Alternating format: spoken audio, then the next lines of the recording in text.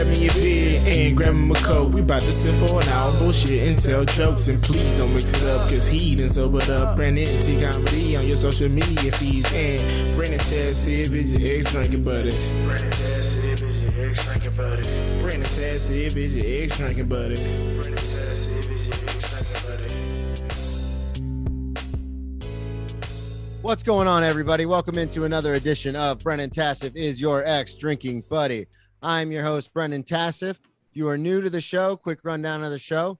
So I'm sober now, but I used to be everyone's favorite drinking buddy. My favorite thing to do was to get hammered and reminisce with friends about stories, getting in trouble, doing drugs, drinking, just all around shenanigans. Again, I am sober now, but it is still one of my favorite things to do. Hang out with friends, talk shit, talk shop, and go over some crazy stories. Normally, I will be joined by a guest. This week is no exception. Coming all the way in from Daytona Beach, Florida, Samantha Ivey. Woo! Hey, how you doing? What's up? So, Samantha, comedian. You created the sketch show Ivey Heads, singer, songwriter. You do rapper. You do it all. I try. Plug everything up front. Okay. Big on TikTok. I've seen that. Big on TikTok. Yes, I'm absolutely loving TikTok just because it's like immediate satisfaction on the views. So you can absolutely follow me there at Sam_Ivey. Also on Facebook, comedian Samantha Ivey. That is Ivey. And then I would go all over the others, but you can actually just go to Samantha Ivey, ivey.com, and all of my socials will be there. Perfect. Fantastic. Yeah. Well, thank you so much for coming on the show. You know this because you are formerly of the city. You are initiated. We are initiated, aren't we, Bruce? So I've been talking about this for a couple of weeks now I'm like, I'm gonna get New York comics on the show. Like I ran out of banked episodes about a week ago and I was like, or 2 weeks ago. And I was like, all right, no problem. I'll just start asking people. And New York comics, even the open micers, can be real pieces of shit. Oh yeah. I only met a few that like I really clicked with. The rest of them were in and out. Like you can't catch them. They come in, sign up, play on their phone, hop on, do 3 minutes, kill it. It's always the ones that are good. And then they bounce. And then they leave. They're gone. Poof. You don't see them for 2 weeks. So you are based in Florida now, but you were in New York. But before all that, when you started doing comedy, you started in Florida, correct? Yes. Yeah. Okay. So where are you from originally? I grew up mainly in North Carolina. I bounced around a lot as a kid. Like I was born in LA, lived in Texas for a bit. North Carolina is mostly where I get my accent, I guess. And then Florida was like my adult life. Okay. I totally understand. The best way to describe that. So when did you start doing comedy? You started in Florida. So yes. What happened? 18, 20, you were just like, fuck this. I want to do comedy. Yep. I think I was like 18, maybe even 17. I think I was 18. And I went to see an improv show, which I'm actually a part of the troupe now, a troupe called Random Acts of Insanity in Daytona Beach. Okay. And I went to go watch them. It was a lot of fun. And then I saw you were in a table Daytona. tent. Yes. Yeah. It was in Port Orange. I don't think it was. It closed down. For some reason, I assumed you were just, I assumed you started in Orlando. Oh no, Daytona. And I actually, I saw this table tent, went up, did 5 minutes. My dad did stand-up comedy for most of his like younger 20s and stuff. So I called him up and was like, yo, Dad, I just did stand-up. And he was like, what? Why? I was like, I don't know. Sorry, this is it. This is a phone call you were dreading. Yeah, right. Because he's like a college professor now. Like he straightened his life out. So And just from then on, I just caught the bug. The second show I did was at Tiernanog, and that's where I spent 3 years. I didn't leave the city of Daytona Beach. I stayed right there every Wednesday. I was at Tiernanog, mostly with a new 5 minutes, and just really thought that one day somebody was going to walk into Tiernanog and discover me. And then I met Rachel, my girlfriend, and she was like, bitch, you got to go other places. You got to travel.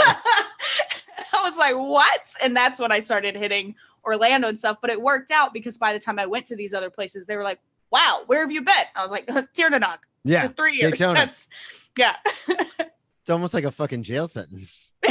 Prison sentence. A little bit. I wish they would make a lot of more people do that though. And I'm one to talk because I took, 3.5 years off and then came back and I was like, I still got it. It's all the same. And it's not the same at all.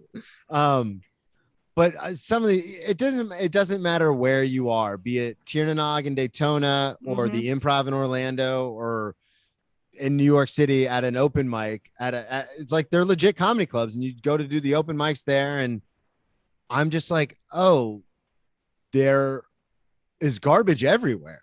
Like, oh yeah. There's one guy who just gets on stage and then he just comments on everyone else's 5 so far.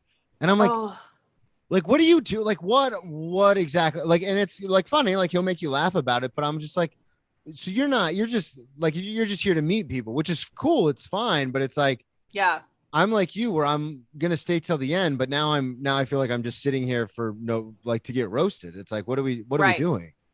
Right. It's tough because when you move to New York, you move to New York because you're fucking serious. Yeah. Like when I made the move to New York, I was like, okay, this is my next step. I'm going to start busting my butt and being hardworking. And then you go to some of these mics and you realize, oh my God, some people live in New York and that's just their life. And they're starting here. And that is a hard concept to grasp that some people are doing it for fun in New York City. It's like, why? It's this is my golden ticket and you're taking up 3 minutes, bro. Yeah. It's insane to me because like you put it perfectly. I came up here because so I say this a lot, but time is the greatest thing that any of us have. You can never get more time. And I wasted so much time when I was drinking and doing drugs and in jail. And like, when I finally got sober this last time and realized, it's comedy. Like that's what it is. It's stand up. Like my degrees don't mean anything to me anymore. Going to law school, that's a dream that's dashed. Like it's none of that. Like it's comedy because comedy in the past and still to this day has gotten me through so many things, whether it's performing it or listening to it when I'm in a really bad place. And it's like, oh, I can laugh about this stuff. Yeah. Like I have jokes on stage about hurting myself, about drugs, about detoxes and rehabs and attempted suicide, but I've turned them into jokes. But those are all true things that have happened to me. So when I realized that, it's like I have to get out of Florida. Like I love Florida, but I have to get out of here because I can't grow the way I want to grow here. And like you said, no one's walking into Rain Dogs or Tiernanog and being like, that's the one. But that does happen in New York. That can happen 100%. More so in New York. So I was like, I got to get up here. And the very first mic I went to, I was telling you about this off air, but it was a super encouraging mic. Like the host was like, everyone needs to stay. You need to pay attention. If you do not pay attention and like actually are engaged, then I'm not going to let you sign up next week. It was really cool. And there was a guy who got on stage and literally did street jokes. Oh my gosh. Like did the whole, what's the difference between a Jewish person and a pizza? One doesn't scream in an oven. Like he did that joke. And I was like, what are we doing? Like what, this is New York. This is the Mecca of comedy. Yeah. It's hard, but it's also awesome to know that all the work that you did in Florida is now paying off. Yes. I was under the impression that I was going to have to start over. I was under the impression that I was going to be ignored for 6 months. And when I showed up, people were talking to me about shows and showcases and this and that. And I'm not saying that I blew up. I didn't by any means. I still had to grind, but it was nice to see, okay, all this work that I thought I was wasting time was not. And now it's really not so much farther than a lot of people in New York currently doing comedy. That was nice. And the best part about it is, and I know you're the same way, is I know I've got 30 in my back pocket. Yeah. Always. Like I've got a 30 that I trust that I would perform when I would do feature spots in Florida. So I know I always have that. So I've only been on stage probably 7 or 8 times since I've been here. But if anything were to happen where someone was like, hey, do you want to jump on this show? I know I'm right. Like, okay, let's go. Like I can do it right now. Like it's not a big, and if I was in Florida and performing at some of the places that I frequented, I wouldn't do it because it's old to them. Right. But up here, I have it. Like it's, and like you said, it's all that work that we put in beforehand where it's like, oh, I know what I'm doing. Like it doesn't matter where you are in the world. When you boil it all down, it's still just a stage and a microphone. Yep. I'm reading the book Running the Light by Sam Talent. and you should read it. Yeah, it's called Running the Light. It's basically, long story short, it's a comic who like blew up, but then his drugs and alcoholism and everything kind of got the better of him, and now he's just road dogging it. So he was a big deal, and then fast forward 20 years, he's just road dogging it. Like, and we've seen it. We've been on those shows where I'm like, wait, weren't you famous like 20 years ago? And now you're playing like the La Quinta Inn or the Hilton Garden Inn. But in the book, it's really good because they talk about, that's just what it is. It's all the same. It doesn't matter where you are in the country. You've been there before when you've done it as long as you've done this before. And so it's interesting because, like you said, it's New York City. It is literally the greatest place in the world when it comes to the art of stand-up comedy. And you're on shows with guys humping stools and you're like, this is not what this is. You go there thinking it's going to be humbling, and to a point it is. Yeah. But then there's also a part of you is like, it boosts your self-esteem. Stupidly. Even some of the big shows, like I've talked about on the show before, but I keep going to the Stand all the time. Mm-hmm. And some of the comics that go up there, I'm like, I would bury this person. Mm-hmm. And like, yeah, maybe they're trying new stuff or whatever, but I'm just like, you don't have any kind of like energy. Like, how did you get past? And I'm doing 3 minutes like outside of Joey Bats. Like, what the fuck is happening? Yep. It's crazy, dude. And speaking of like humbling and also like that feeling of watching somebody being like, wow, I would crush this. I was actually about to go up at Gotham, right? And it was just like a new talent showcase. I'd sent them my video. They're like, dope, come on, bring 6 people though. And I was like, all right. And yeah, that sounds like a catch. And so I'm watching this person on stage and I'm like, oh my gosh, this crowd is not ready. Like I was feeling good. I was like, I know my stuff's going to kill if they're laughing at what this person's saying. They're going to die at mine. And I'm getting pumped up, bro. And then the general manager comes up to me and was like, yo, Jim Gaffigan just walked in. You mind if he go first? I was like, you gotta be kidding me. First off, you tell him Samantha Ivey said, and so then I had to follow Jim Gaffigan. That was very humbling. That was a humbling moment for me. How did it go? It went okay. He did 15 minutes or something like that. And so when I got on stage, literally like, I mean, it had to have been like a quarter of the audience got up to go pee. Yeah. Because anybody that had to pee stayed. And then he did 15 minutes. And so people started, and then tables were talking to each other because they're just excited. They just saw Jim Gaffigan, people are sending photos to their friends. So I think I had 5 minutes, and I luckily last minute looked at Rachel and was like, I feel like I should do a song tonight. And, some people call my guitar a security blanket, but honestly, it's just an attention grabber. And if I sucked at it, they wouldn't keep paying attention. But when I pick up a guitar, the audience usually is like, what's happening? And so luckily my set went okay. Like I caught them towards the end, but by the time I did my song, I have like an interactive part where they have to clap and everybody's clapping by the end. So that felt great to be able to like get them to like stop thinking about that guy from Netflix and pay attention to little old me. Tell the story. You don't have to mention any names if you don't want to, but tell the story you were telling me before we started recording about the Bringer show where. Oh yeah. Because this is something that it really interests me. And to be honest with you, until you said something to me before we started recording, I didn't even think to email the comedy clubs and send my tape. I was just like, it's like, I've got tapes of like 15 minutes, 20 minutes, 5, like I've got all sorts of stuff. Yeah. So it's like, oh yeah, maybe I should do that since I have tapes and I have some pretty good tapes because I padded the room. Like I told everybody it was my going away show. So everyone's there to see me. So it sounds great, like as far as audience reaction, which is all it is. Because I have tapes of the same jokes, like obviously dying on the vine. Hey, because it's just a room of well-adjusted people. So when you talk about suicide, they're like, what the fuck?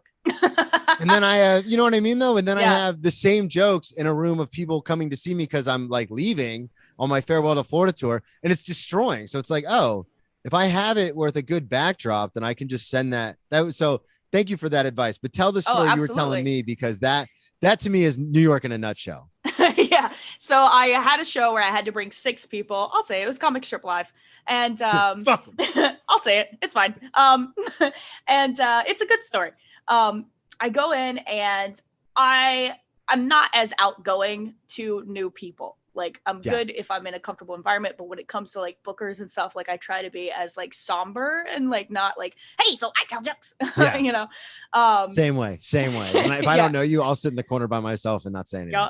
100%. I was yes sirring and no sirring and thank youing and all that, right? And so I get it there and he's like, oh, you're supposed to bring 6 people. And I was like, I apologize. I only brought 3. Like, and I was showing him text messages from friends who had canceled on me. A guy that I worked with raps and he had a show that night and I don't blame him. Like I would rather go see the rapper. I'm not even going to lie. And so I was like, I know in the email you said I could pay you, so I'm just going to pay you for those 3 people. So I went to the ATM, pulled out $36 and gave it to this guy. And like, he was giving me shit for not bringing enough people. Was like, okay, well, just so you know, like the next time, like you're not going to be able to pay your way out of it. You need to bring people because they want butts and seats. Cause it's nice that I paid the ticket, but they're missing the 2 drinks at minimum that they now have. Which is where they make all their money. It's not off the door. It's off the food and beverage. So I go up, I do 5 minutes. And again, I was super somber while talking to him. I get up on stage, I do my zombie apocalypse bit where I talk about how I'm not going to be gay anymore. If the zombie apocalypse happens, like I'm going to go find me a man. And I think at one point I'm like, while you guys are gathering food and water, I'm going to be learning how to suck a dick real fast. Okay. It's about survival. And so then I get off stage and he goes, wow, you're a lot different on stage than you are off.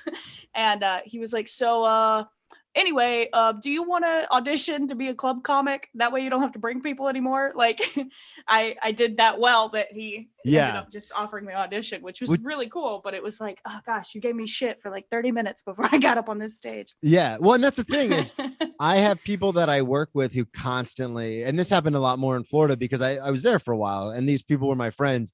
Here, I'm just now getting to know kind of the people that I work with, but they're people all the time when new people would come in, someone would be like, hey, when's your next show? And they'd be like, what are they talking about? And I go, oh, I do comedy. And they go, what?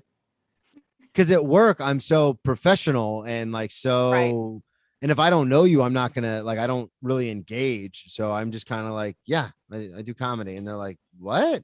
And then my buddy, friend of the show, he owns a Racer Records in Jacksonville, Matt Anderson, would always be like, yeah, can you believe it? This guy fucking, he's actually really good too. Comedian, this guy. But it's so weird because people meet you or meet us and they're just kind of like, really? You do comedy? Yeah. It's like, yeah, well, if I'm in an environment where I'm comfortable around people I know, then that's one thing. But to be in a room full of strangers, it's like, I don't want to talk to anybody. Right. And also, I don't want to be on. Like, people pay me for this shit. That's like my number one comeback whenever somebody's like, well, tell me a joke. Yeah. Pay me for it. You want a joke? Pay me. Okay. I don't. I do it in the restaurant all the time. People are like, oh, well, give us a joke. And I'm like, don't do that kind of comedy. Like, I'm more storyteller. And they're like, come on. And I go, it's a little extra. It costs a little extra. Like, this is kind of what I do. Mark Maron was on 2 Bears, 1 Cave with Tom Segura, and he had a great line. Long story short, a cop was like, hey, are you going to bust my balls? Like, tell me a joke. And he was like, Mark Maron was like, I mean, I get like, sit down. How much time do you have? Normally my fans don't even like my stuff, but you can, I mean, if you got time, I guess we can talk about it. And it's like, that's exactly what I want to tell these tables. It's like, well, I tell stories. So, I mean, I guess you could sit and we could try and work it out, but like, I don't know. Yeah. If people are really insistent, I like to tell them this story. It's true. When I first started comedy, I came up with this joke and I'm super proud of it. It's actually really good for somebody who had just started. But I said, have you ever seen the movie Soul Surfer? It's about that girl, Bethany Hamilton, who gets her arm bitten off by a shark. And ever since seeing that movie, I've been afraid to get in the ocean.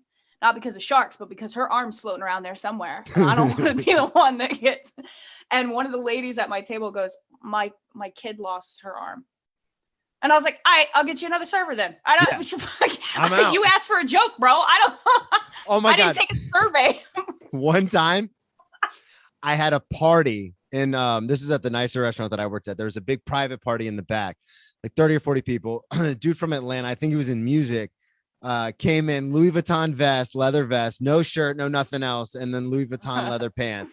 I mean, it was he could pull it off. He was ripped to shreds, but they were in there. And they were filming the whole thing. I don't know what they were doing, but they were filming the whole thing. Like they actually had like a 3-camera setup and everything where a guy with the, the moving around with the, whatever they call it, the dummy grip or whatever, where it's like attached to your body. So they had like a whole thing going on. So at the end of everything, they point the camera at me and he's like, man, you were the best server. And me, always promoting. I was like, yeah, follow me, BrennanTComedy.com, Brennan T Comedy, Instagram. So I just say that into the camera like it's muscle memory. And they go, you do comedy? Now it's a room full of black people. And I only say that because I have jokes where I talk about looking like a cop. And it's not a racist joke, but it's racial. Like it has to do with how a lot of my black friends like don't trust me because I look like a cop until they get to know me. So I have this whole bit about it. And I was like, oh, that crushes in black rooms. I'll do that bit like off rip. Like he's like, dude, tell us a joke. And I was like, oh, I'll kill him with this. Like, cause it's more about how I look like an idiot than it is anything else. But you have to listen to the joke to understand that. Yeah. Like if you just hear the trigger words like protest, Black Lives Matter, I look like a cop, body cam. Like if you just hear those words, you won't get it. You'll just get mad. So I go but the joke always crushes. So as I go to do it, I'm literally, the words are about to come out of my mouth. And then an older dude in the back goes, nothing racial. And I froze because I was like, well, it's not technically racial, but I use racial terms in it, like black, white, things like that. So I froze and I was just like, oh no. And it's a private party of like 40 or 50 people staring at me. And I was ready to destroy them with this joke. And I knew it would work because it's never failed me, especially in a black room. I was like, I'm gonna get it. And I was just like, and then I got all these bits about my mom being the cool mom. So I just transitioned into that. And I was like, oh, I grew up with the cool mom. And I did the bit. And it's not a very strong bit. It's my favorite because it's close to home, but it's not my strongest bit. And I did that bit. And a couple people like chuckled. And then one guy in the back was like, don't quit your day job. And I turn and I go, I work at night. And I was just like, are you fucking, that was probably the worst when it came to people, because you work in a restaurant too, where people are just like, tell us a joke. And you're like, I don't, like you said with the arm thing, it's like, I don't know. And like, I was getting ready to do a joke and the guy's like, no racial stuff. And I'm like, yeah. It'd be and like right before you got on stage, they're like, hey, we don't do music here. And you'd be like, but I got a really good closer. That's the song. Bruh. And that's awful too, to ask you to do a joke and then to say something like, don't quit your day job. Like, yeah, you asked me to do it.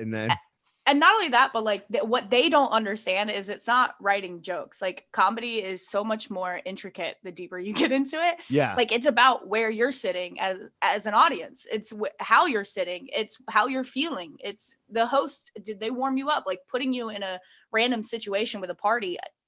You're not going to kill it. Yeah. Well, in your work uniform, exactly. No, and they're all just waiting for this like killer. And it's like, that's not. This isn't. That's when those kind of street jokes work. That's when those street jokes work is situations like that. But that's why I try to avoid it. Mm-hmm. Yeah, at all costs, because, and I learned that from that because it had happened before when I was at a different restaurant. Same thing though, it was a fancy restaurant, private party in the back, and it was all these like business people, but they were like, if we had gone to school and gotten into professional careers, it's like where we would have been. So like junior executives, like in Florida. So they're all wearing suits, but they're like traveling for this conference, but they're all in their like late 20s, early 30s. So it's like, oh, this is where I would have been had I just pursued a normal life. Like in this, like I would be on the other side of this coin. Right. But they were like, oh, you do comedy. Let's hear some jokes. Let's hear some jokes. And I was like, I can't, because my stuff is very dark for the most part. It's like, I can't just willy-nilly throw it out because of what I talk about. Like I have to be comfortable enough to know, okay, I'm on a stage. No one can, it'd be like, I mean, you live in the South. Like you don't know, you have a family and they're like, oh, tell us a joke. And then you tell a gay joke and they're like super right-wing. Like you don't know what you're walking into. You know what I mean? I used to work at Crack Barrel when I first started comedy. So like, you don't know what you're walking into. But I did it that time. Like the two bosses who were in their like late 50s left. I was like, I can't offend anybody, blah, blah, blah. So the bosses got up and left. And then I was like, well, I do this. I only do comedy if I get paid. So one of the dudes handed me $50 and he's like, how about now? And I was like, I'll do 5 minutes for $50. Yeah, I would do that. So I shut the doors to the private dining room, but I actually did well enough to where I was like, oh, like this isn't so bad. And then fast forward like a year and a half. And then I do it in front of that other party. And I was like, I'm never, ever doing this again, ever. because it was so uncomfortable to just, and I was just like, but that's the weird thing. Like to what you were saying, I even have a bit where I talk, like I break the fourth wall and talk about comedy is 100% subjective. Like it's all based on past experiences. Like you had a bit where you were talking about fixing your car and like watching a YouTube video. And I was just like, or something with your car. And I remember you were talking about like it was a few years ago, but you were like flipping the screwdriver and then it fell. Yeah. Maya, stop it. And I remember thinking, oh my God, like that's so relatable because everyone works on their car. Like that's so like I got to think about stuff like that. Cause I'm always just like, we had this running bit where it's like, oh, yeah, that's funny. But my reaction is always, where's the murder suicide? Like, where's the darkness? And it's like, oh, it doesn't have to be like that. Because in this bit where I break the fourth wall, I even say like your experiences for most of this audience are not going to be like mine, but think about it from a completely objective standpoint. And it's funny. I assure you it's funny because I think it's funny.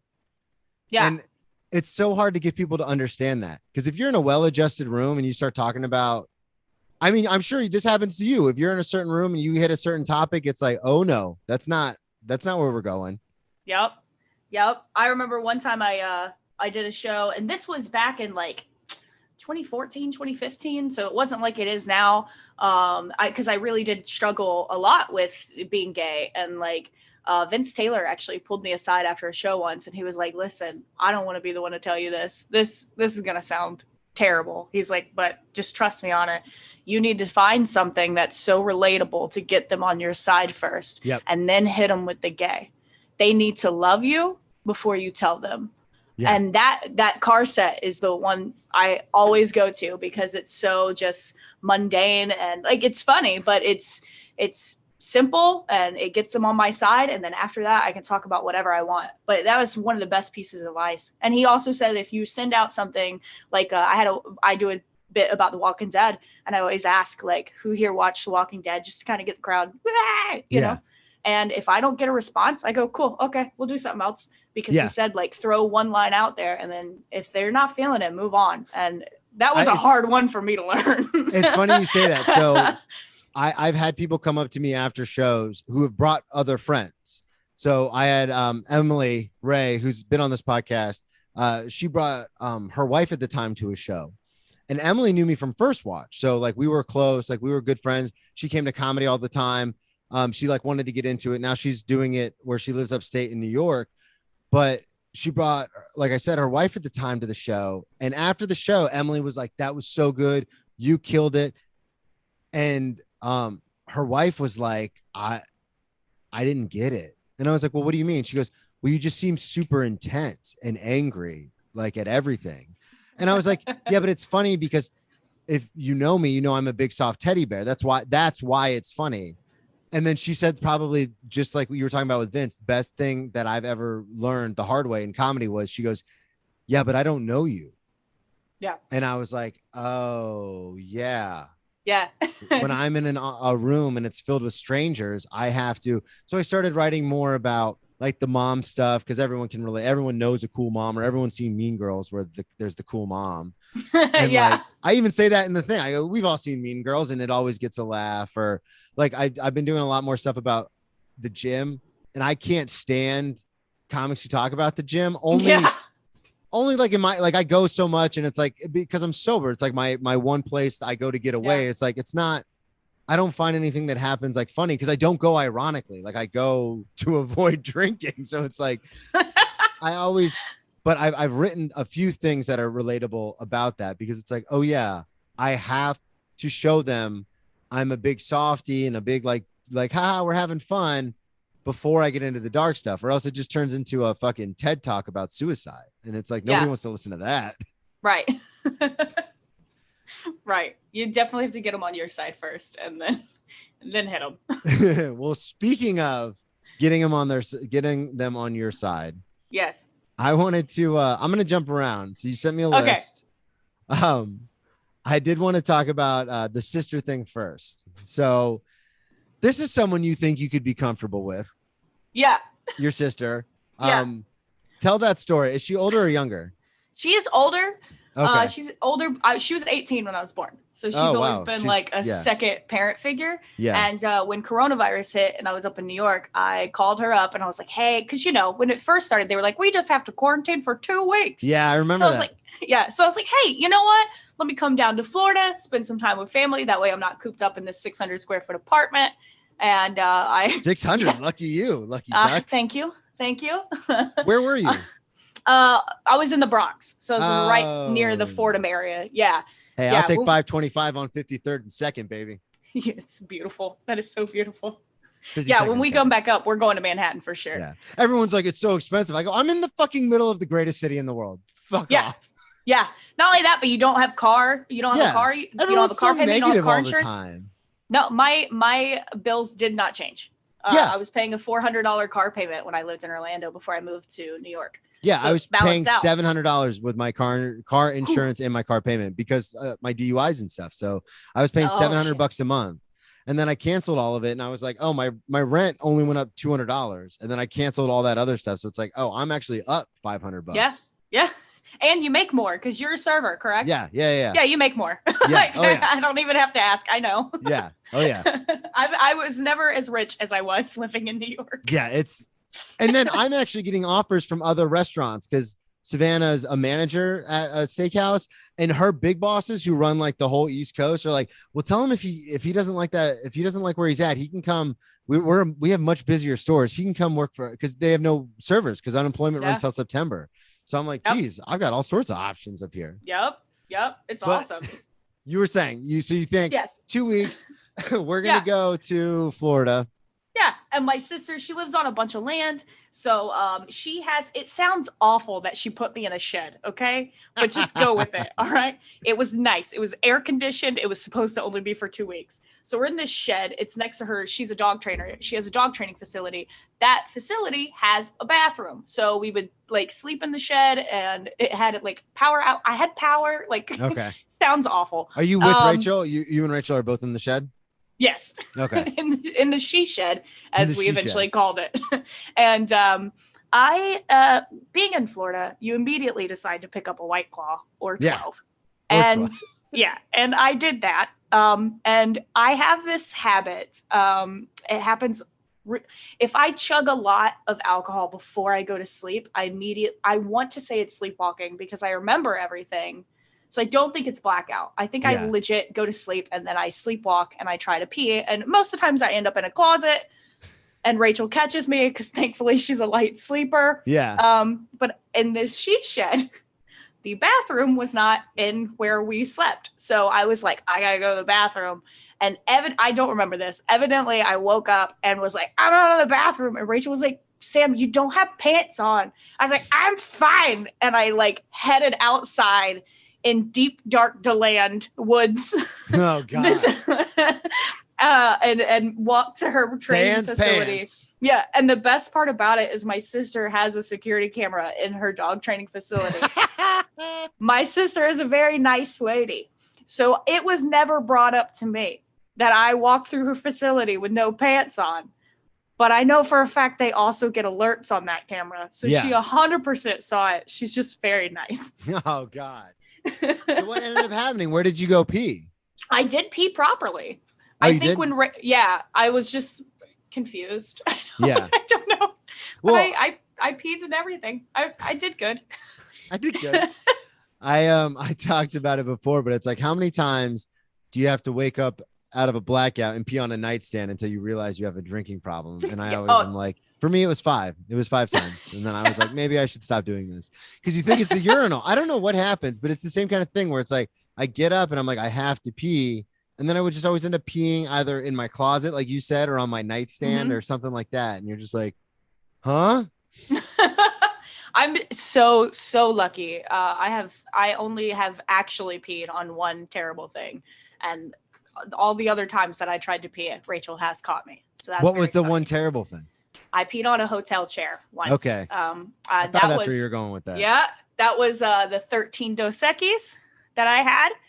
Here's the thing. My friend taught me a really cool riff on guitar, like literally right before I went to bed. And I woke up and I remembered it. Oh, really? Again, not blackout. Like it had, But so we go to bed, and I guess I had gotten up, and the way the bathroom was set up in this hotel was it had 2 entrances. So Rachel saw me go into the bathroom, like half asleep, was like, oh, okay, she's going pee. And then fell back asleep. She didn't realize that I had walked through the bathroom. You just kept going. Just kept on. And I guess I pulled the chair out from the dining room table. I don't remember anything. All I remember is waking up in this chair. And sidebar, whenever I would drink at the theme parks and stuff, I would this is weird, I would power nap. So if I went to the bathroom, I would count to 10 with my eyes closed, just to get a little bit of rest. Yeah. If I was super wasted, I'd be like, all right, 1, 2, 3. Okay, we got to go. To be honest with you, I used to do that when I was younger, when I would drive, not because I was drinking, but just like coming home from work late at night, I would stop at a red light and I was like, okay, the person behind me will honk and that'll wake me up. I was so tired that I would stop at the red light and then just like pass out for like 10 seconds. And then they'd honk and I'd be like, and then start driving. It's a great alarm clock. Yeah. So evidently, all I remember is her waking me up. I'm on the hotel chair with my pants pulled down and everything.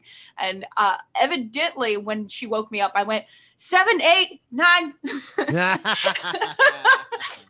And all I remember is her looking me in the eyes going, Sam, this isn't good. And I went to bed, and I guess she's so sweet. She tolerates a lot. She actually cleaned the chair and the carpet with hotel shampoo. Oh, really?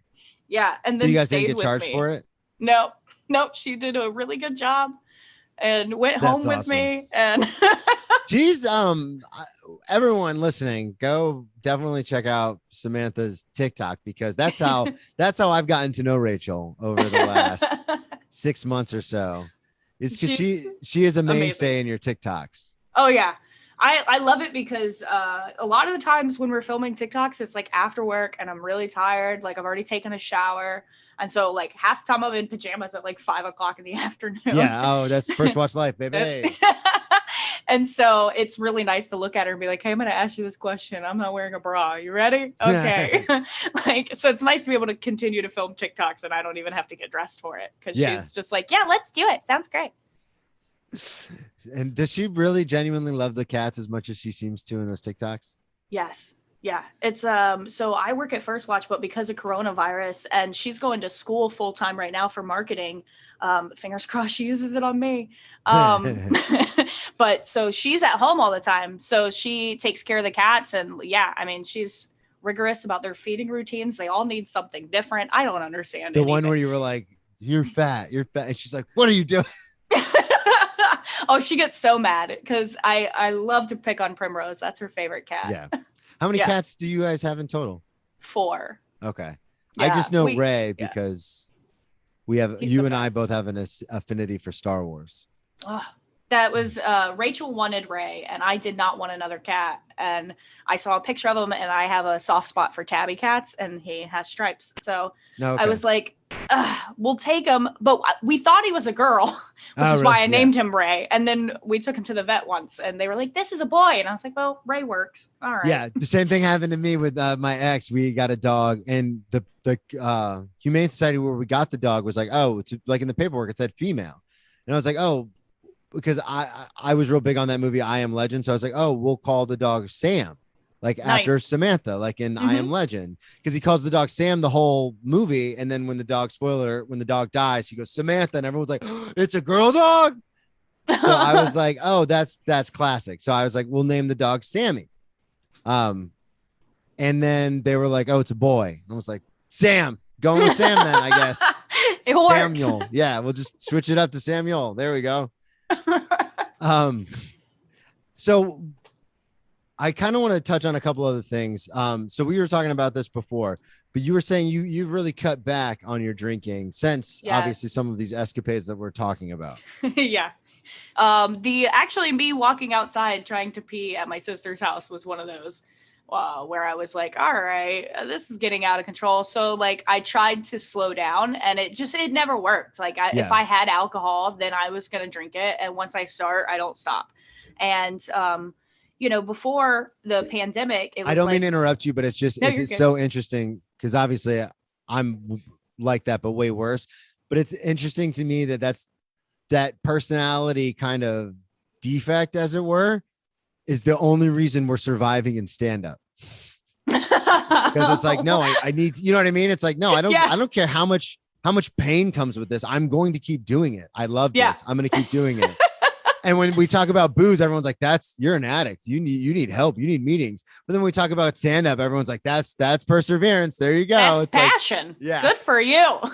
There you, don't you know? Good for you. Don't you know?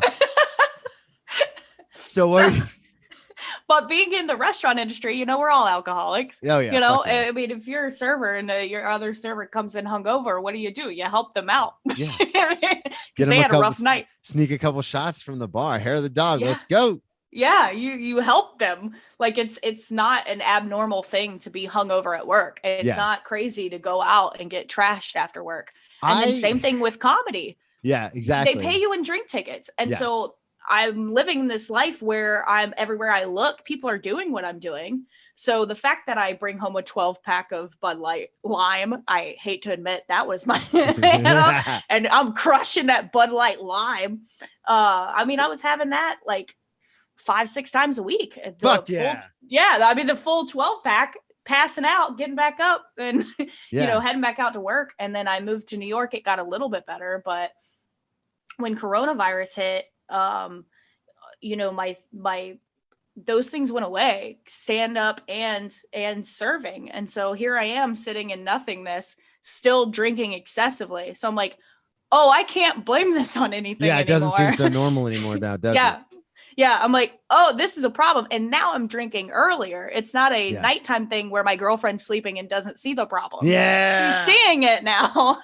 Don't think I didn't have that going on in my office. I remember we bought a 2-bedroom townhome and I was like, oh, we'll turn the other bedroom into like a man cave office thing. And I would just hide the bottles next to my lounge chair in there on the other side. So if she came in and turned and looked at me, she couldn't see it because it was on the other side. Yeah. Fuck yeah. And so I ended up drinking one time and because I was trying to slow down, and then I went out. We had a couple of drinks. We were having a good time, and we got back home. And Rachel looked at me and was like, "Hey, I think now's the time to slow down a bit." And I was like, "Yeah, you're right." That's the last thing I remember. I woke up in bed the next morning and was like, "Oh wow." I don't remember getting to bed, but I remember her telling me not to drink anymore. I have a feeling that I drank some more, and I apparently did. And I felt like ass. I felt like such a prick for doing that to her, Yeah. Because she had asked me not to. And I was like, wow, I started thinking and like visualizing my life without alcohol. And I was like, I think I could do it. Like, I think I could stop. And so I made the choice. I was like, hey, I'm going to not drink for a month and just see how I feel. And she was like, sounds great. Love it. How did that go? Awesome. Good. I went the whole month. About week 2, I went and got some NA beers. Okay. And that worked for me perfectly. I remember once I had a really bad day at work, came home and chugged 2 NAs back to back. Like, they're not going to do anything. It just felt great. Yeah. And then I went the whole month, and then it slowly started to creep back. And it started with once a week, then it was twice a week. And then all of a sudden I was drinking every night. And one day I came home and Rachel was like, so I poured out all the alcohol. You're done. I was like, got it. All right. Yeah. You win. Party's over. And from then on, like, it just like the desire to keep doing that, like, went away. And like, I still have those times where if I drink excessively one day, I'll wake up the next day and be like, man, I'm ready to do it again. But if I let 2 or 3 days go by without drinking, then I'm back to being like, all right, I don't need it. So you still drink, you just don't keep it in the house or anything anymore. Yeah. Okay. I have a few bottles here, which is exciting for me. I don't touch them. That's nice. But like, my girlfriend's birthday was July 31st, and I looked at her and I was like, you're driving. Yeah, there you go. Yeah, it's interesting. So we talk about it all the time in certain places. I'm not allowed to mention them because they're anonymous, but we talk about this kind of lifestyle of like heavy drinking versus alcoholism. Because I have people who come to me and be like, oh my God, I need to go to a meeting. I need to quit. And I'm like, well, if you genuinely want to come to a meeting, I'll take you. Like, that's no problem at all. they're like, yeah, I drank so much last night and I texted my ex. And I'm like, okay. And they're like, yeah, I haven't had a drink in like 3 or 4 days since then, but I feel really shitty about doing it. And I'm just like, I don't think you fully understand what it is I went through. Yeah. It's like I had been rushed. I had gone to the hospital, and when I was in college, Dan, who was on this podcast, the original drinking buddy, took me to the hospital for alcohol poisoning in college, and literally within 12 hours, I was drinking again. So it's like but it's like when people are just like, yeah, I had a rough weekend, but it's nice when I have people on the show who are like, yeah, I drank a lot, and then I just don't anymore. And to me, that's actually refreshing, because it's like, oh, I destroyed my life like 6 or 7 times before, you know what I mean? Like lost jobs, fiance left, hospital visits, jail time. And I still was just like, everybody else is the fucking issue. It wasn't until this last time where I was like, okay, party's over. Maybe I'm the issue. So it's nice that you can be like, every once in a while, you'd be like, nah, Rachel, you're driving. Yeah. I definitely have those times. Like I have a rule, like if we're at a theme park, yeah, we need to get a hotel because we're not making it home. Okay. So are you, I did want to ask you this. Are you a big theme park person? Because I know, let me rephrase that. So I know you love Star Wars, and I'm super passionate about it, obviously more so than you. I don't know if you can see the shirt I'm wearing. But that is amazing. Thank you. And it's so weird. Because I have so many Star Wars graphic tees, I didn't even think like, oh, Sam's coming on. I gotta wear Star Wars shirt. I just put it on. But so I was a huge Disney fan over Universal, mainly because I'm not a big roller coaster guy because of my anxiety. I hate roller coasters. So I like Disney anyway. But then they opened up the Star Wars universe, and I was just like, oh, there's no reason to go anywhere else. So my ex and I would go all the time. And this is before it was even fully like open, when they just had a couple of the rides in Hollywood, the former Hollywood studios. So are you more of a Disney person or Universal person? Because I know you're close to Orlando. So what are you normally doing? If it's Rachel's choice, then we're going to Disney. If we're doing a longer stay, I would like to do Disney just because there's more parks. Yeah. But as far as like, if I had to pick where am I going to go have fun, it would be Universal. Okay. But Galaxy's so you're a roller coaster Edge, person? Oh, absolutely. Okay. Like Dr. Doom is my favorite. Just pick me up and drop me, dude. You. Love it. If I want to drift out for a minute. Like there's that moment on Rock and Roller Coaster where you just, I love it. I don't just pass me out a bit. Just, oh God. Just for a minute, just for a second. It's fine. Love it. Rock and Roller Coaster, they play music. So you don't even realize that you don't even realize you're passing out. Yeah, it's fine. So you had a story on here about Disney though. Oh yes. Yeah. So I refuse to go to Magic Kingdom. Okay. Is that a political choice or a no, it is Walt Disney was a fascist and an anti-Semite. I'm not going there. There are too many kids. It's too crowded. Okay. The rides are, but I'm just not a fan. And because of the heavy drinking, they didn't serve alcohol. So I don't see the point. And then it's funny because anytime you say to a Disney employee, oh, you guys don't serve alcohol in Magic Kingdom, they're like, you can get it at the castle.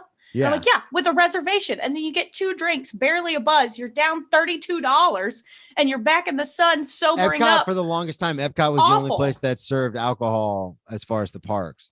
Universal, you can get it anywhere. But as far as the Disney parks, it was just Epcot for the longest time. Yeah. Yeah. But luckily it's everywhere else now. Woo! Yeah, they changed it. And so I didn't like it it's overcrowded, rides are butt and no alcohol. I just thought you were going to take it. I genuinely thought you were taking a different stance on this. You're like, no, the rides suck. Yeah, it's awful. It's a terrible time. And so I was nice and said that I would go.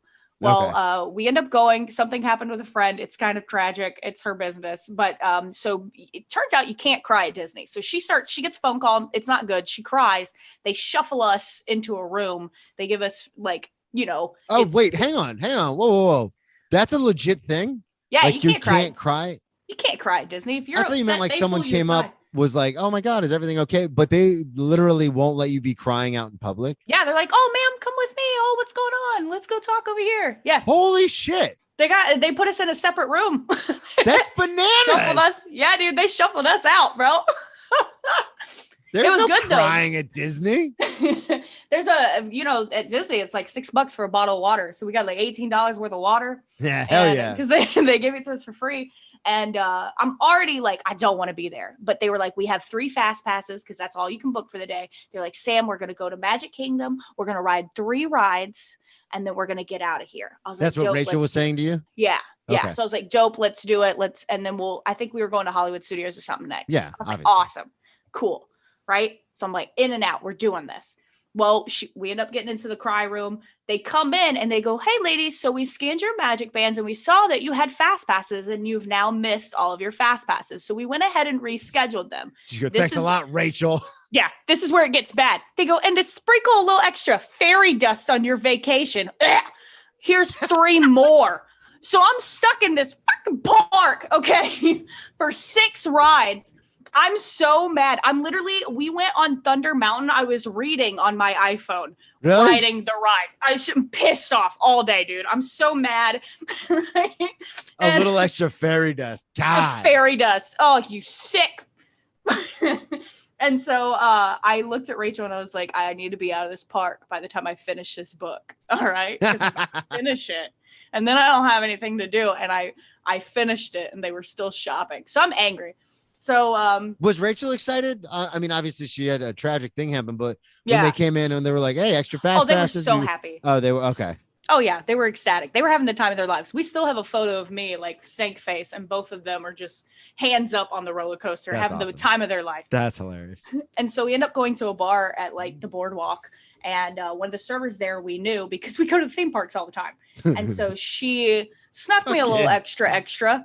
And so I'm already just feeling great after leaving here. And I continue drinking throughout the day. I end up going to, so what time did you get to Magic Kingdom? Like what time of the day is this now that you're done with Magic Kingdom? It was like 3 or 4. Okay. So you got there at like 9 a.m. and then did the whole thing and then, okay. All day. And so I just kept on drinking and I eventually just stupid drunk and I got super mad. We were walking back to the hotel and they weren't walking fast enough for me. So I start booking it, right? And I'm repeating the hotel number in my head because I had asked them. I think it was like 5610 or something. So I'm just walking and I'm like 5610, 5610. I'm not going to forget this. I get completely lost. I fall into a bush and I remember laying there in the bush being like, this stupid Disney bush just tripped me. Why do they make bushes that trip people? This is supposed to be the happiest place on earth. I'm so mad. And so I end up stopping a guy on a golf cart. like an employee? Yeah, by standing in front of the golf cart. I was like, he's not going to hit me. And meanwhile, I'm sitting here going 5610, 5610, right? And I hobble up. He stops the cart. I hobble up. I sit down. I don't ask questions. I don't ask him if he works there. Nothing. I sit down and I go 5610. He was like, all right. And he drove me to the hotel room. Really? Yeah. Didn't ask. He was like, all right, 5610, ma'am. She obviously just needs to go sleep this off, whatever this is. We'll take her. We'll take her. Yep. Wow. See, I shouldn't say never because only a Sith deals in absolutes, but I haven't. You're so I say these things all the time. It's just because you're here, you understand them. I don't like sand. It's coarse. That was the amount of people that were like, I don't get it. I was like, oh, really? I'm not explaining this to you. How's this Star Wars related? Assholes. Oh, yeah. My, I have a bit of I don't know if you've ever seen the bit I do, but I talk about love a lot on stage. And so I talk about how Star Wars is the greatest love story ever told. And then everyone always kind of gets like, what? Like, I'm like, yeah, I like it for the lightsabers and the spaceships and all that kind of stuff. But the reason I really love it is because it's the greatest love story. And people always look at me sideways. And I go, to sum it up, like I won't do the whole thing, but to sum it up, I'm like, Anakin Skywalker killed 6-year-olds to try to save Padme. Would you kill anyone for your significant other? And everyone always gets quiet. And I'm always like, yeah, greatest love story. That's a hot take. That's good. Thank you. I'm okay at the comedy thing. But when you do it in a room full of people who aren't huge Star Wars fans, they don't get it. They don't. Because Revenge of the Sith, I honestly have Revenge of the Sith as number 2 as far as all 9 films. And just, it's my favorite. I still cry to this day when he screamed, when they're at Mustafar and he's screaming, "You were the chosen one. I loved you. You were my," I get teary-eyed just thinking about it. Yeah. I just got goosebumps. I'm not even going to lie. When he turns his face and that Jedi Council building is burning down and it's half light, half dark, goosebumps every time. I'm like, please stop. She loves you. Yeah. You don't have to do this. What we're talking about? Oh, Disney. This is gonna be all over. People are gonna be like, "What the fuck are they doing?" But in my experience, when it comes to like getting hammered, I don't. Oh, that's what I said. Never, and then I said, "Sits don't deal in absolutes." And then I went off on a tangent. But very rarely will I get hammered, and maybe it's because I look the way I look. Like I can be intimidating at times. And I've got scars, all over my body and stuff. So if I wear a t-shirt, people are like, "The fuck's this guy's issue?" So I've not found it I've not found it when I try to do something like that. Where it's like, "Oh, this person will help me." A lot of times it's like, "Oh no, they won't." I've actually, one time I got arrested, long story short, because I thought, "Oh, this person will help me." I was at a tailgate and I kind of got like turned around from my friends. So I just went and started hanging out with these people and I was like, "Hey, can you take me back?" And I guess I was getting kind of loud and I was like, "Can you take me back with my friends?" And there's cops walking up and down and they're like, "Hey, can you get this fucking guy out of here?" Same thing happened at the Walmart during the hurricane when I got my second DUI. I tried to go in and they're like, "No, we're closing because of the hurricane." And I started I was drunk, but I was just like, "Just let me go in and get my stuff." And they're like, "This guy's causing us a problem. Get him out of here." And I'm like, "Can't someone just help me?" I just want my booze and my cigarettes. It definitely helps to be a girl sometimes. Yeah, you can just be like, 10:56. Yeah, I had a guy at Disney one time buy me a drink. I did not realize I was flirting with him. Oh, yeah. But I guess I was. And, just because he was a cool dude, I guess I touched his arm or something and his wife kind of got uncomfortable. And Rachel goes, "Oh, that's my girlfriend." And so then the wife also bought me a drink. Oh, really? Because she thought it was funny. Her husband was trying so hard. No, that's hilarious. God. Yeah. Does that happen to you after shows? I mean, if this is too if you don't want to talk about it, just let me know. But does that ever happen where you have to, because I know you talk about being gay on stage. So does that ever happen where people, because I've heard Dr. Anna Lepoli talk about this, where guys will come up to her afterwards and be like, "Oh, if you were with me, you wouldn't be gay," or something like that. Does that happen to you too? I've had it happen, but it's mostly like friends. Oh, really? But when I first came out, because when I came out, I was still a virgin. Okay. I had never slept with anybody. I had never kissed anybody. I was just like, "I'm gay." And so a lot of people are like, "You don't know what you are." Oh, I see. Okay. And so then guys would say stuff like that. But normally at shows, I really don't have to deal with it. I really can't think of an instance where it's happened to me. I have had guys call me over and tell me they're okay with gay people. That's fun. What? Yeah, I was in Homosassa doing a show once, and this guy was like, "Hey, come here." And I was like, "Okay." And it's Homosassa, so I'm like, "Oh, what's going to happen?" He was like, "Hey, I want to let you know we don't have a problem with queers here." And I was like, "What?" Thank you. You did not have to say it. Oh, it's implied. Yeah. Yeah. I was like, "Well, appreciate the tidbit, sir." I've got 3 different things I might use for the title of this episode. But we don't have a problem with queers here might be the number 1. It's gonna say your name right before it, so they're gonna be like, "Good. What is Sam talking about?" Wonderful. I love it. All right, so I want to get to this. I saved this story for last because this happened at Rockville. Yes. That's in Jacksonville. Yep. Everybody loves Rockville. My home no more of Jacksonville, Florida. So you are you a big concert person? So I have a small group of friends that I became friends with at Cracker Barrel, and they're like my circle. Like I have friends in comedy and I have friends within my improv troupe, but I have like super close friends, and those friends like to go to Disney and they like rock concerts. So I go to drink and hang out with my friends. You're not real big. I know you're huge into music, but you're not real big into rock, are you? No. Rachel knows more of the bands. Like I know some of them. Like one year they had The Used and I lost my mind because I was like, what is this, high school? And then I really like In This Moment. That's probably my favorite like rock band. Okay. Their lead singer is really, really talented. And also their like presentation on stage is phenomenal. Highly recommend. Okay. But yeah, I'm not a huge rock fan, but I love live music and drinking. Yeah, so why not do both? Yep. Sounds great. So what's the year? Set this up.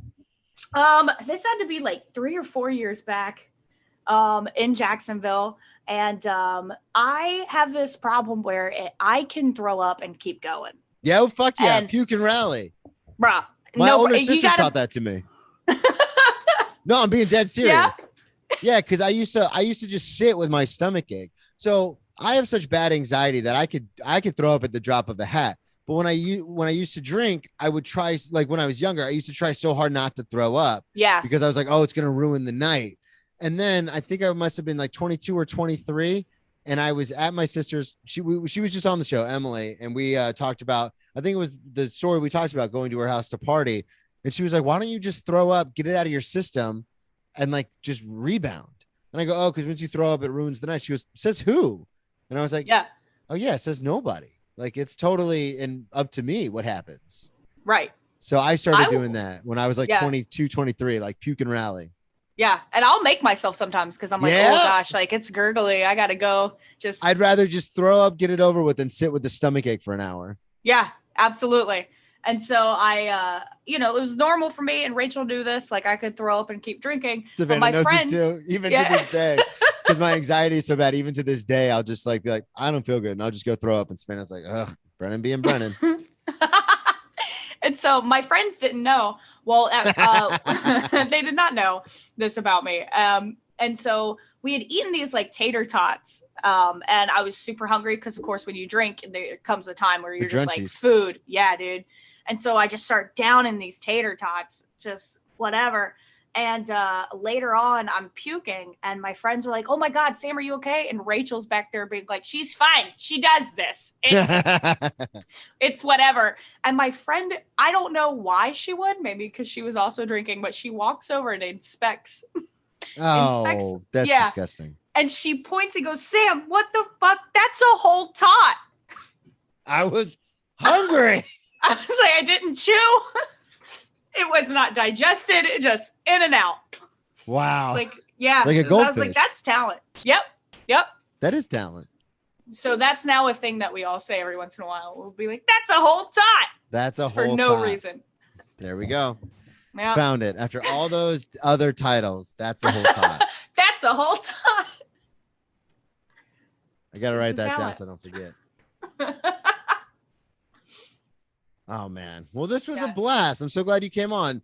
Tell everyone more in depth about the sketch show, what you're doing with that.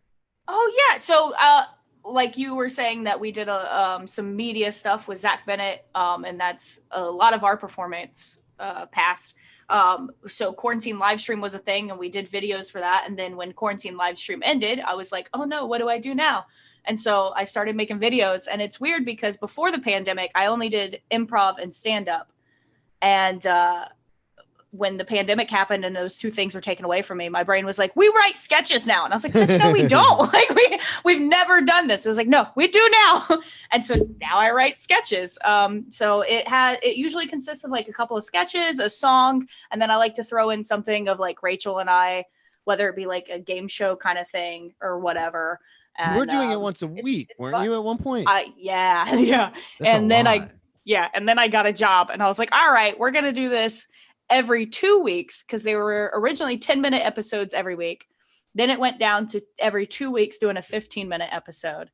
And then I just got completely burnt out, and I quit for like 3 months. I was like, and I played GTA Online for 3 months. I wish I could say that I read comedy books or I tried to write new material. Yeah. No, nothing. I went to work, came home and played GTA and I was very successul. Okay. All right. I grew a stupid amount of levels. I'm amazing on GTA now. But I just recently brought it back a couple of months ago. I'm doing 30-minute episodes and it's only once a month. And hopefully I'll be able to maintain that and not burn myself out. But it's a lot of fun and it's a way to channel my energy because I'm still not doing stand-up shows right now just because the Florida numbers are insane. I don't Up here in New York, it's kind of it's weird because they're like, oh, our numbers are spiking. I'm like, I'm from Florida. You guys don't really, I don't think you understand what the word spike means. I also don't think they know what the word gentrification means either, because there's certain apartments we were looking at and they're like, oh, the area's gentrified. And I walked out of the subway and I go, I don't think you know what that word means. We got a bougie coffee shop and that's it. Yeah. I was like, there's a dude lying on the ground right here from a heroin overdose. Like, what? But we have a Starbucks. Yeah, but we have an artisanal coffee shop though. So now you're doing it once a month. Yeah, because I remember when we were doing the thing with Zach, because you're really good at the editing and all that kind of stuff. Thank you. Yeah, it was pretty awesome. And one of my favorite videos that you did was, I was wondering, because you were doing like the dedication to all the different live streams. Yeah. It was getting towards the end of it. And I was like, motherfucker's not going to put me in the dedication. Because it was literally the end of it. And I was like, this son of a bitch. And then you're like, wait, I feel something. What'd you say? Like heterosexual over here. And it's gross. I think I like banged your name with like a garden hoe or something. Like drug your name out of the ground. And I was like, yes, I made it. And the only reason I did it is because in one of your sketches or one of your things when you were talking to Zach, you were like, I don't edit like some people. Yeah. And like, you never named me, but I was like, he's talking about me. I know, because you were so good at the editing. And I was like, sorry. I did it on my phone through iMovie. I've been so frustrated.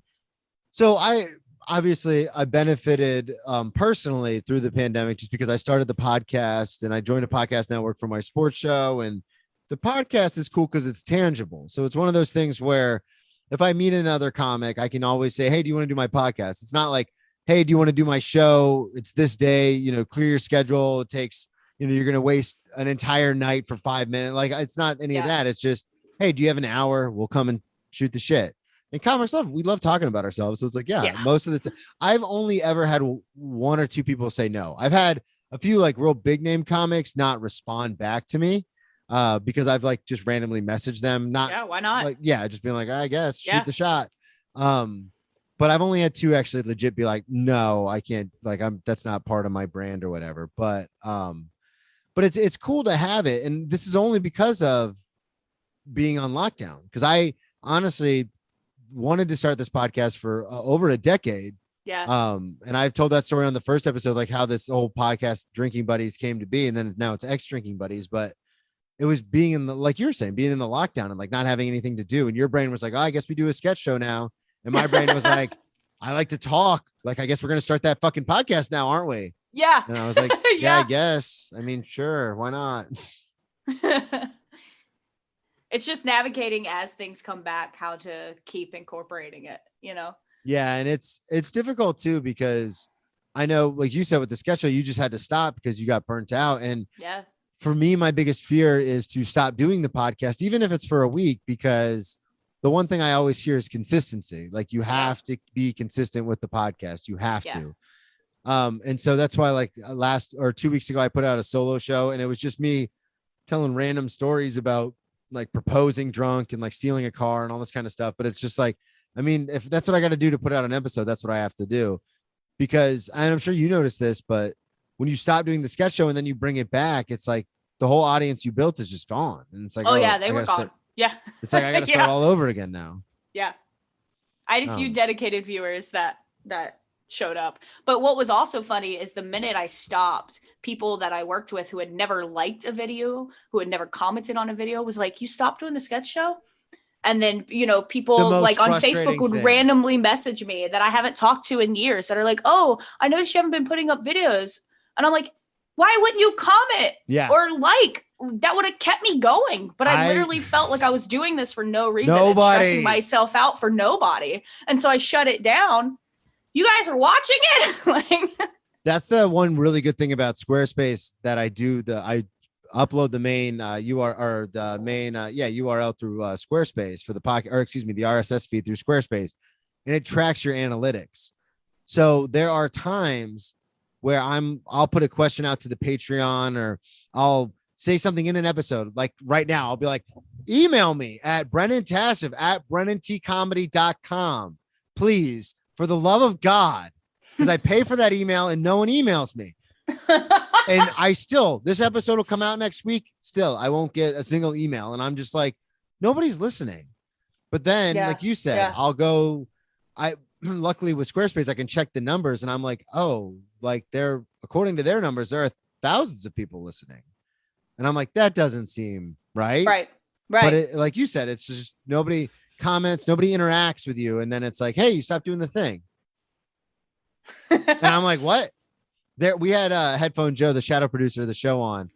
And we had him on to promote his latest album. And then he like messaged me. He goes, hey, do you know anybody in Oklahoma? And I was like, yeah, I lived there for a little while. I did stand up there. Like, I've got a few friends. He goes, yeah, I'm getting a lot of record sales in Oklahoma. And I was like, oh my, wow. I guess I was like, I know of one person that lives in Oklahoma. Shout out to you, Brandon, who's bought some X Drinking Buddy merch, who listens to the show. But he said he's sold like 15 or 28 albums in Oklahoma. So I was like, how are there that many people in Oklahoma listening to this show? It's wild too, because especially with video views, if they view, I think it's like 7 seconds and it counts as a view. So I would see that the video is viewed 200 times or something, but it's like, I would think that was somebody scrolling. Yeah. You know, I would think that was somebody who stopped and was like, meh, and moved on after 7 seconds. And so Facebook counted it. Yeah. And then comes to find out that it could have possibly been a full. Well, it's even the same thing with view. the stuff I've been putting up online. Right before we left for New York, I was like, I'm going to take all these farewell to Florida shows and cut them up. And like, I'm going to post every single day to TikTok and to Instagram, like every single day. And I did it for like 3 days straight. And I was like, all right, fuck this. I'm not doing this anymore. Yeah. But the reason why this all got put into motion was you reached out to me and you go, hey, I want to use one of these clips from a sketch show. I really like it. And I was like, the fuck? People are actually watching this? I was watching it and I was laughing and I showed it to Rachel and she laughed and I was like, I think I'm going to contact him. Like, we don't really talk too much, but I want to put him in my show. And she was like, yeah, do it. And then you reached out to me and then I was like, fuck, you should come on my show. I was super excited. I was like, yes. Okay, good. Because I'm always scared. I don't know how you reach out to people all the time, because there's some comedians that I want to do like a little friend clip or whatever on the show, but it's like, I don't really have the views to where it's like, hey, this is really going to get you some followers. Like, it probably won't. Like, I'm going to be real.